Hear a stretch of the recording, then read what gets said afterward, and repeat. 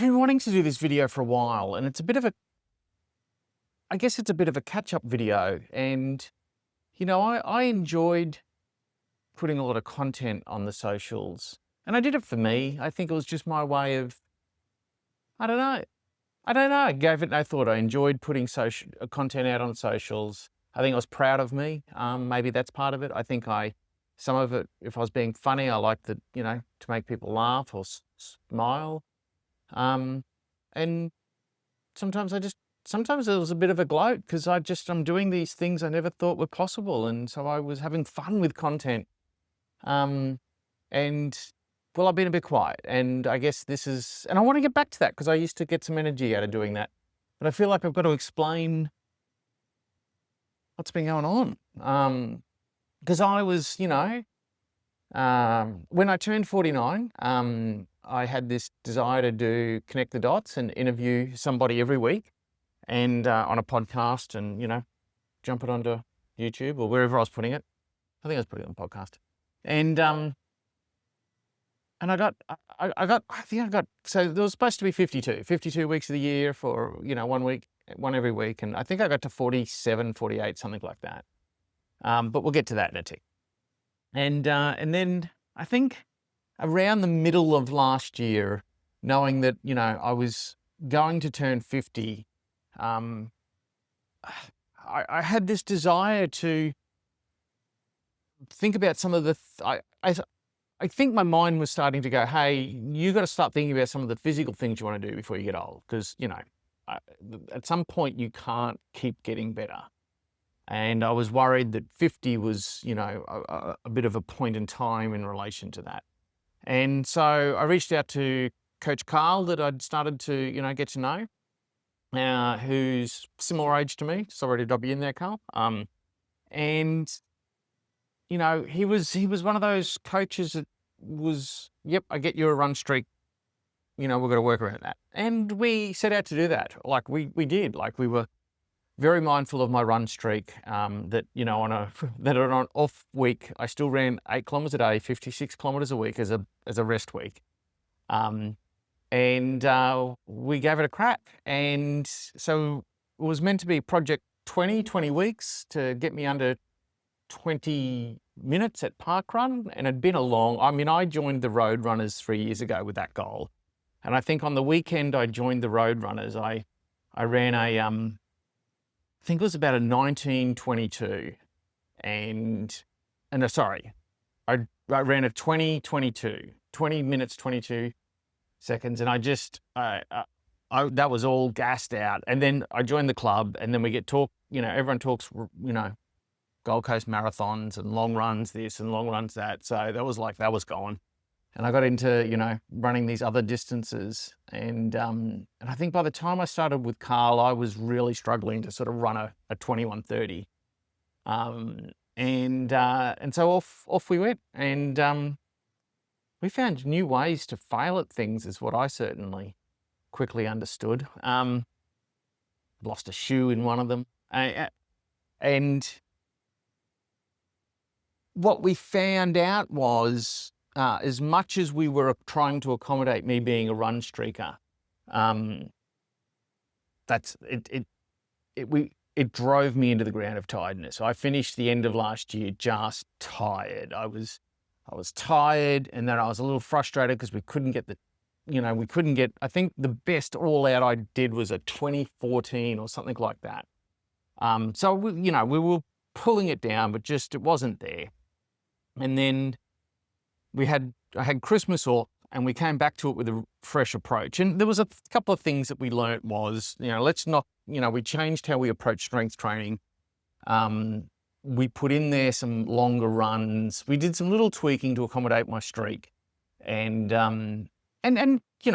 obviously the 6 months of what we were doing was building a base. It hadn't quite come to a, outcome yet. So with some rest, some tweaking, the base we'd built, we were off again. And I didn't know how it was going. And then a week before I turned 50, I think I'd wanted it that bad. I just went out that Saturday and I just held on for dear, you know, for everything. And I can't remember the first time I did it. I'm sure it was something. I think there was more than 10 seconds gap in it. I'm sure it was a 1945 or something like that. It might have been 1942 or something like that. And I couldn't have been happier. Couldn't have been happier. And so for the next 5 weeks, I ran sub 20 minutes. 5 weeks in a row. I think I got it down to like a 19. One of them I got down to like a 1920 or something like that. So I was really, really stoked. I got my half marathon time down to 88 minutes.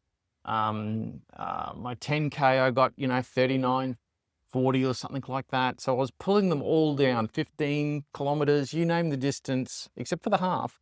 Except for the full, we were PBing them all, and I was having fun, and I was just, it was great. I mean, I had to focus on it. So that's where my weekly podcast, in terms of connecting the dots, just as I got towards those last few weeks of doing it, I didn't have time for it, because everything was focused on my running and hitting some goals with turning 50 and stuff like that.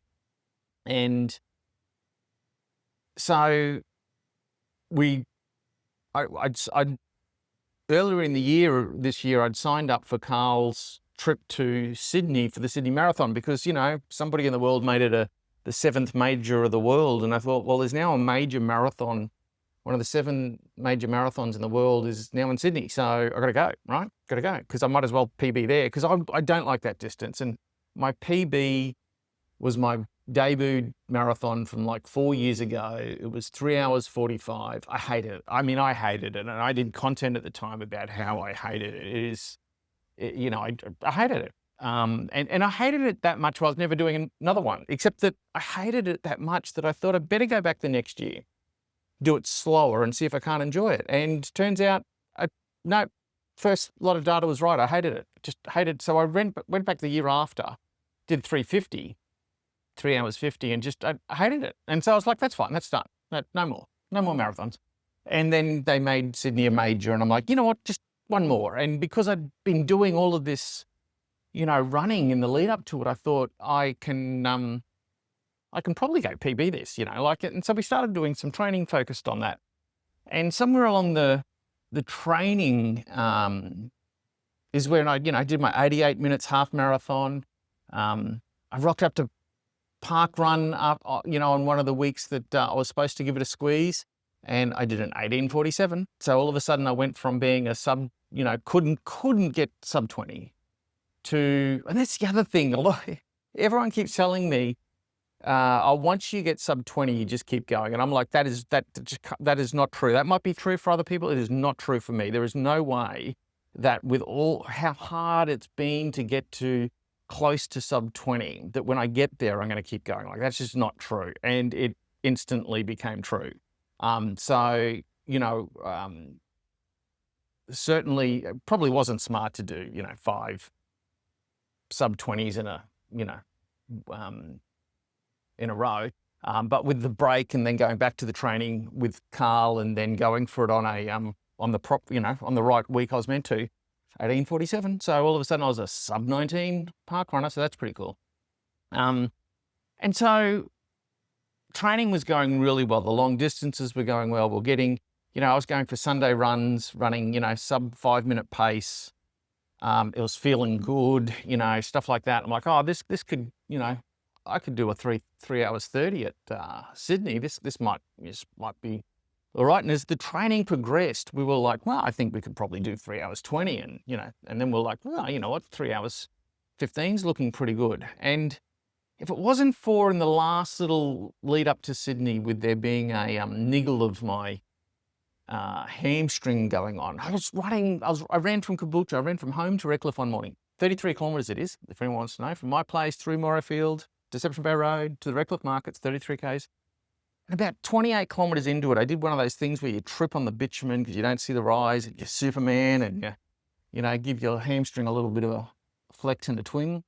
And that sort of never went away. It was all right. I had to go see, Kelvin the magician at the U Physio, and and it would come and it would, like but we had it in control, we thought.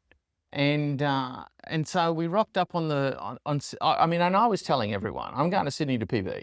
Like, just the plan A was like sub 3 hours. Plan B was like 304, 305. Plan C was 310. Plan D was 315. Like, my PB of 345 wasn't in this alphabet. So I was going to Sydney to PB, no matter the outcome. And off we went. And so it was, and like you do, you watch those, your A, B, C sort of drop down for some people. Like, I guess some people can go out and do their plan A. And so it was really cool for sort of like the first 5 kilometers to watch my race predictor say 2 hours 56 or 2 hours 59. And that was pretty cool. And then I sort of settled in to 3 hours and 4, 3 hours and 5. And by the time I sort of settled into a bit of a rhythm at 308, 309 prediction, I could feel my hamstring was just, oh, this is going to be a tough day in the office. This is, and I think by the time I'd got past 10Ks, I'm like, and somewhere between 10 and 15, I was like, oh, this is actually I'm going to have to, dig deep on this. And I think I reached into my pocket and got some Panadol out and some Nurofen, and I chewed them down. And then, I'd started to slow up by the time I did a half marathon distance. I'd started to slow off a bit, and I think that I still managed to cross through the half marathon in an hour 30 something, an hour 34 maybe, and then by sort of 22, 23 kilometers in, I think I was starting to realize that I might not make the whole distance. And so I had to spend a couple of kilometers trying to figure out what that looked like. And I think it's a bit like when you're doing running math. When you're doing running math, it doesn't work. You can't math. You can't, like if I've got a kilometer left and a kilometer to go, and you just can't math. Well, the other thing you can't do is make big decisions about stepping out of a race. I'd never done that ever. So at 27.8 kilometers, with the 3 hour 15 pacer still behind me, I stepped off the course. And that was that. And the pain stopped instantly. And the tears came. And out of nowhere. Like, I just wasn't expecting that. Just instantly, and it just all, I think every emotion I've ever had for my entire 50 years came out. And so I'm sure that was pretty. And that was that. I stepped off the course, which in hindsight, a kilometer more and I might have screwed myself more. That was, when was that? The end of August, I think. End of August. It's now, December 1. I haven't taken a running step since that didn't hurt. So I've been doing just my 8Ks every morning, my 56 kilometers a week. And I've always had a love-hate relationship with running, but it does great. It's great to undo the stresses in your head.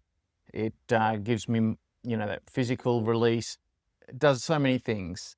I've never not enjoyed running for this period ever in my, my 11 years of journey of running.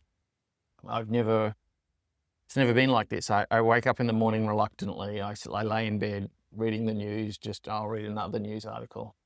I used to, whether it was a podcast or music or something like that, there was always a way for me to, I'll do this on my run. Even if I didn't feel like running, I'd be like, you know what, there's this other podcast I want to listen to. Yeah, none of that. I don't want to run tomorrow. And that's been new for me to have to do for a couple of months now. We're doing physio where, it's high hamstring tendinopathy. I think if I've said that wrong, high hamstring tendinopathy. We've gone and got a scan. There's